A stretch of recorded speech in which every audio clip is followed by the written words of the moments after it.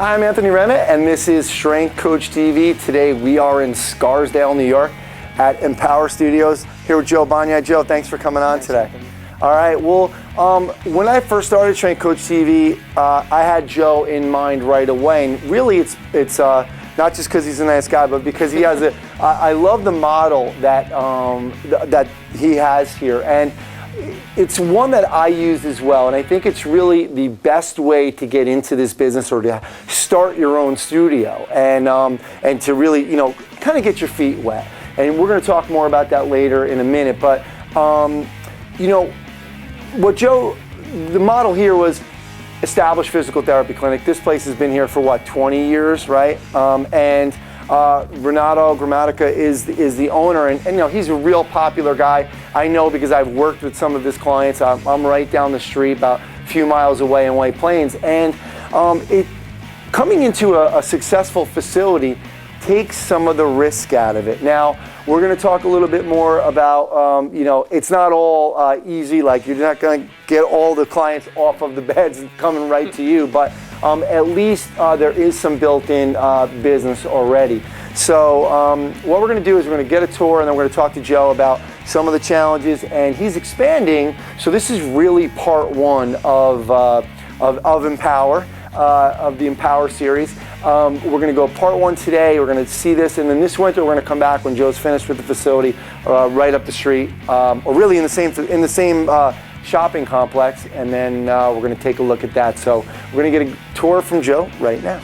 Okay, as you can see, this is a pretty typical entrance to an established physical therapy clinic. Some of their athletes that they're currently working with, some of the athletes that I've worked with. There's also additional space as you walk in, but that gets kind of cold in the winter, so they set up a few chairs here to accommodate for the weather. Like Anthony said, this facility's been in Scarsdale for 15 years, a little over 15 years. Renato's had his practice. He switched facilities twice. He came in here in 2001 and then expanded, built out the space around 2008 and 2009 to bring what would be Empower. There's 5 full-time physical therapists, really all good specialists. Using hands-on, lots of corrective exercises, and a lot of the restorative strategies that you'll see on both sides, both of fitness and physical therapy. That's really important to make for my side of the business, because people see a little bit of both on both sides, so they think whatever I'm doing must be a little bit more valuable. Okay, so that's one thing. Going into an established physical therapy setting, I always have a bunch of qualified eyes on me, whether strength coaches believe it or not. That's the public perception, so they respect me a little bit more if I appear to be pulling stuff out of the clinic. Joe, when you talk about that really quick with the physical therapist, is there people that have come in to see you that have never been to the physical therapy here, might have an injury? Will you kind of mid-session go maybe talk to a physical therapist with that person, have them check something out, or do you just say, okay, make an appointment? Or within that session, have you been able to kind of work with the therapist? Absolutely. If they bring up an injury, tightness, a previous injury, they felt something at practice, I deflect it immediately. I don't even have to worry about referring out or giving them phone numbers to call. If Renato's in the clinic, he'll see them after the session if he has time. He typically makes time to give them a recommendation. It takes what I've seen and gives them some advice. So it's really easy for me to deal with somebody who's having some issues or brings an injury to me. Again, and they respect that. Like I don't even give them any advice personally. Okay, and there's no take home. Injury maintenance. I'm able to use Renato really as the resource, and so they value that. Now, when you first started, Renato was looking to kind of take his business to another level, add the personal training, strength and conditioning component to another level. This room that we're looking at really wasn't, strength and conditioning. Talk to us about how you got in here and your partnership with Renato. Okay, I was finishing grad school, and I applied the old-fashioned way, it seems nowadays. I didn't have any leads, and he had posted the job description on, the common strength and conditioning job boards. And it's funny, I have to tell this story because Renato, I've actually never had this conversation with Renato, is that the description was really, really short. And knowing Renato now, I understand that he's really, really busy, and he threw it up there, just to get some interest. And Westchester County was spelled wrong in the title. The location was spelled incorrectly, so I didn't take it very seriously. My parents convinced me that just to call that it was local, to submit my resume. Long story short, I went down as to practice as an interviewee, and two interviews later, I was committed. So it worked out for the best. Renato was looking for a strength and conditioning specialist to partner. Initially, that language suggested to me that there might have been some financial investment, and luckily for me, there wasn't. He had the space built out, just the space, not a lot of the equipment that you see. He was prepared to invest as much as we needed, no more, to train. Initially, it was one-on-one.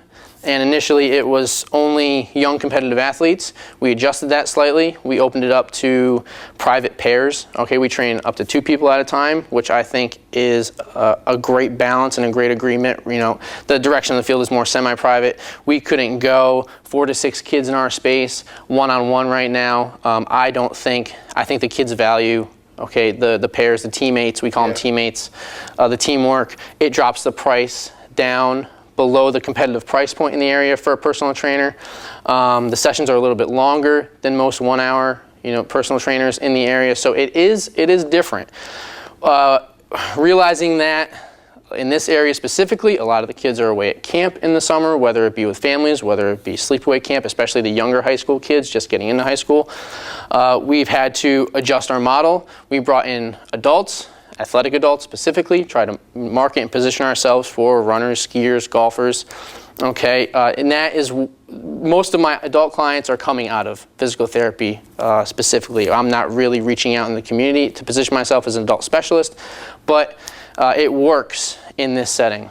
And we've also utilized our space, and we might talk about that a little bit later, both the fitness and the physical therapy to take on teams as well in the winter as team training camps. So we offer, a semi-private model, both young competitive athletes and athletic adults, and we do some group training as well. Cool. So I can see, there's definitely some equipment here. We're looking at the sled and some kettlebells and, the platform you have over here. Definitely some Joe Bonyai influence here. I know Renato wasn't only Renato. He must have consulted when you came in here to what kind of equipment you needed. Absolutely. I would estimate 60% of all the equipment that you see here was not here when I first arrived. It was the floor. The logo on the wall wasn't here. All right, we'll kind of go through quickly. The cable station was here. The half set of dumbbells. The leg press, which I won't take responsibility for, but it's physical therapy required. It is valuable in many situations. I'm not, going to insult the leg press. There was a few medicine balls, but not as many as we have. Maybe our most valuable piece of equipment per square foot is our wall. Yeah. It's cement wall. He had installed this originally. When he moved into this space, they use it for med ball throws. I use it for med ball throws. I also, for wall posture and, some kind of neuromuscular activation stuff that you've seen from Rob Rogers and Athletes Performance type work. It's extremely valuable. We use it all the time, and it's quiet. I don't know how it's quiet. Maybe it's the combination of the balls we use and the wall. But, we're slamming, we're throwing, and, we get away with it without disturbing people pretty close by. It's very unique, very valuable. What else here? We installed the platform. That was important to give, college prep, advanced high school kids the opportunity to get on a platform. It's unique for the physical therapy clients to see kids moving a barbell with some speed. If you can take a peek in the corner, we have every band you could probably order from Perform Better on the wall. And one of the things that I try to communicate to new prospects is that we have a model, we have our favorite exercises, and we're not going to, we're going to have a progression or regression for every client. So the use of the bands, the use of the various weights, the power blocks, a bar of every weight, a barbell of every weight, the hex bar, makes our facility pretty comprehensive. We have a lot of little things packed in here. We have the rope, battling ropes against the pole, every size foam roll, agility cones, different types of hurdles, kettlebells of every size. We could use some heavier ones, but again, I'm not a kettlebell really enthusiast or specialist, so we use them sparingly. Cool. So talk about, you said you've had some teams in here, and if I'm looking at, wow, how do you work with teams? And we see the sled. Talk to us about what you did. I love what you did to kind of accommodate some of the teamwork here. We'll move out into that area. Well, one of the problems I've had with positioning myself in a community as a speed, strength, and agility specialist is, the environment in the space. It's the most obvious obstacle for a strength and conditioning coach to come into this setting and to position themselves, as a high energy training kind of guy working with advanced athletes. So when you call a coach or you talk to a parent, you say speed, they're looking for space. So I convinced Renato, and he was very flexible, to invest in the sled and agree to clear out this space in the winter after physical therapy hours. We're pretty much over on the, we has 2 shorter days per week on the clinic side. And so from 7 to about 9, we would have teams come in, group sizes between 8 and 12 at a time. Both Renato and I were working. Okay, I was leading. Renato was, an assistant coach, coaching and supervising these kids. They were high school baseball teams, and so we're, strength coaches who are, following contemporary methodology know that we don't need a line of platforms or a line of squat racks to get a lot of good quality work in with high school athletes, especially the younger kids. Okay, so the foam roll and the core work, the agility, some low amplitude plyos, and then we have the kettlebells, the dumbbells to use for strength training, teaching squat mechanics, doing some, we have enough space actually. When you clear out, we can do some relays. Okay, so we can take advantage of different types of team training strategies. During the day, during the private training time, we actually use this lane here, as you can see, for sled pushes, and that's a unique combination. You're watching post-op ACLs, fresh off of, from Dr. Alchek's office, okay, or like rotator cuffs. And then you see one of my athletes pushing the sled. It's a great agreement, and I think pretty unique. I mean, I haven't worked in any of the physical therapy clinics to see both being utilized. This will be used in PT as well. Okay, it's a great way to work on terminal knee extension. Okay, closed chain without having to do band TKEs or cable TKEs. It's they utilize it. This is definitely a unique situation. What I want to do now, Joe, is I want to sit down with you and we'll talk a little bit about some of the challenges that you've faced, and talk about the future a little bit. All right, well now, Joe, I want to talk about some of the challenges, because this is definitely, although it seems like, okay, what a great situation. You didn't invest any money. You came in here, there's $1 million. I mean, look at all the tables in here. We know it's a very successful physical therapy clinic. What are some of the challenges, though, that you've had kind of coming in here? Number one, either whether it's with kind of the perception or, kind of not having the ultimate facility, for a sports performance guy. Yeah. One, I think the most obvious is the environment. Like I said, our language and our energy and our ambition is to train young competitive athletes, and when you're marketing and I guess advertising this type of space, it's not congruent with the initial anticipation of your prospect. Yeah. So it does take some convincing. The arrangement here, being adjacent to the physical therapy clinic or within the physical therapy clinic, definitely helps.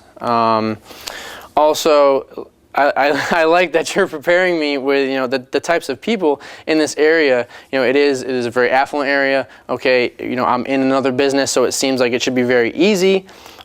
People aren't affluent because they're careless with their money. Yeah. And so you still have to provide I mean, it's perceived value, from the technician. Okay, we know it's valuable, but for them, it's getting inside their head and making sure that you're communicating and establishing perceived value. They're going to question you. I'm young. Okay, so that's always an obstacle. Like they're going to be a little reluctant initially. Okay. Again, everybody. You talk to parents, and every parent, it seems to know what their kid needs. If their daughter needs to improve their mile time for field hockey season, they should be running. Or we don't have space to run, and I say I don't do very much, traditional cardio. Yes. So again, that's not congruent with what the parent is looking for. It's not what they're reading in the magazine. It's not what they're reading in the magazines. Again, it's coming. It's and it's right in our face nowadays. Is like sit-ups and crunches. Do you do core work? Yes. And I say every exercise is going to appreciate what the core is doing, but they don't know that until they experience it. So the more it seems that Renato and I are on top of our game, the further it seems as though we're away from what the public is looking for, or just the public perspective and idea of what they need is distant. Has it been a little easier in terms of, obviously in the beginning everything's hard, but in a community like Scarsdale, when you're working with, little Johnny, then you got little Johnny's friends, so they start to see some of the improvements. Absolutely. And word spreads in this community pretty quickly. So have you seen that help out a little bit? I mean, at all? Absolutely. Okay. It's starting to show now. I mean, we started with absolutely no clients, like nothing. I started May 24th, 2009, and I didn't train anybody till June 11th. So we had nobody lined up for this business. Which, by the way, let me interrupt. That was the one difference with me. Although I went into a golf performance facility, I had a client base. So I went into my 600 square feet with 10 clients, knowing that I could pay my rent no matter what. So just a little different. Although we have a similar model where we went into established places, mine was probably a little easier because I had my steady base of clients. Absolutely. So it was initially upholding and maintaining, Renato's established relationships with people in the community and taking advantage of those. Things still didn't happen very quickly, but they're still happening, which is good. As long as we're going in the right direction, Renato and I stay confident. And so, like you said, we're now ready to expand. It's not because we're busting at the seams and I can't handle everything, because again, I am still doing pretty much all the daily operations of the business. Like I train the athletes, I walk out with them, I hop behind the counter over there, and I'm the receptionist, and I'm doing their scheduling or collecting.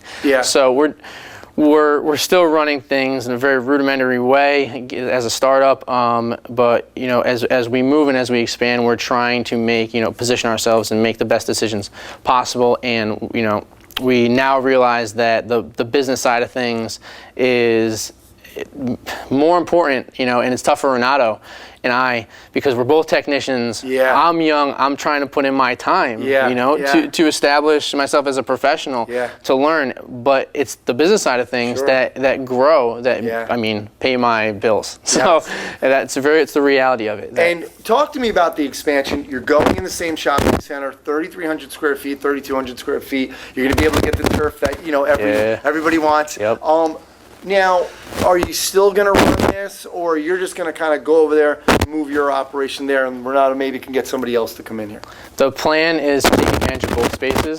Okay, so to let it grow as its own entity now, and use the marketing strategies and the positioning strategies that a separate business deserves, and then utilize this space for, right now it seems as though that there's still clients that I have that might still feel comfortable in this environment, especially the adults, especially, post-rehab or transition clients. So it's a valuable brand now. We have different, options per individual. If there's somebody that's coming out of physical therapy, they're not ready to go into the loud music and the heavy weights and the kids attached to bungees, they have to stay here for a little bit, and they respect that, and it works for our business. it also works to bring in another professional who might want to do both, because I think there are more physical therapists that want to do both. There might be, strength and conditioning inclined, students who want to, pursue physical therapy but utilize both skill sets. I know that's gaining some popularity, and that we may have an opportunity for somebody to come in, a mentor under Renato, work in the physical therapy side of things, and also be able to do the transition clients, and possibly, if they're help me out over there, and that really helps us out. I look forward to that, because that's very different. I don't know of any other facilities that are pretty cool, set up with those three types of professionals directing kind of three corners of the business. That's going to be good, and we're going to check that out when we come back. When he's all set up in the winter, we're going to come back, check out the new facility, check in, see how you're doing. So Joe, thanks for coming on. Thanks a lot, I really Anthony. It's appreciate awesome. It. All right. Whether you're opening a small personal training studio or a major strength and conditioning facility, Perform Better's fitness facility design team will work with you from layout to installation to create the fitness facility design that best meets your needs and budget. Their team of facility design experts is dedicated to bringing you the best advice and equipment to help you and your teams perform better. Go to performbetter.com to fill out a facility design form, and one of their trained facility designers will contact you to get started on your fitness facility today. When I open 5 Iron Fitness, I use Perform Better, and I can't recommend them highly enough. Go to performbetter.com.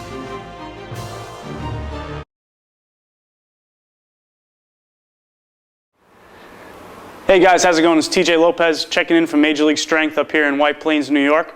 Just going to take a little walkthrough, get you guys in on our updates throughout since last time. I think it was about 2 weeks ago when Dana and Anthony were in the space, just looking everything over. So as you can see, they've added a lot of just kind of like the infrastructure of what we're going to have up in the front. We got our front desk, about 4 foot height, just pretty much bare bones right now. Obviously, we're going to have it painted. They've ripped up all of the rugs, so the place is looking, a lot cleaner than it was the last time. And as you can see over here, we have some half walls that we talked about. We're going to divide the front desk area from the training space, obviously to make it a little bit, make the traffic a little bit better. Also, as you can see, our ceilings, all right, we painted them black, and they're in the process of putting some new lighting in, so it looks pretty cool. It's pretty much exactly what we were looking for in that respect. And if you walk over here, this is our other half wall. So eventually we'll have a cubby space and a little bench area so that we can separate people waiting from people coming in to train. In the bathroom, they've already started putting together the plumbing and all that. It's all ready. Just got to put some tile on the floor, and then we'll be ready to go for that. And as we walk down, we got some wires hanging from the ceiling. As you can see back here, Getting ready to paint too. Like, is that coming this week or? Yeah, it looks like we're trying to figure out exactly how we're going to get the paint done.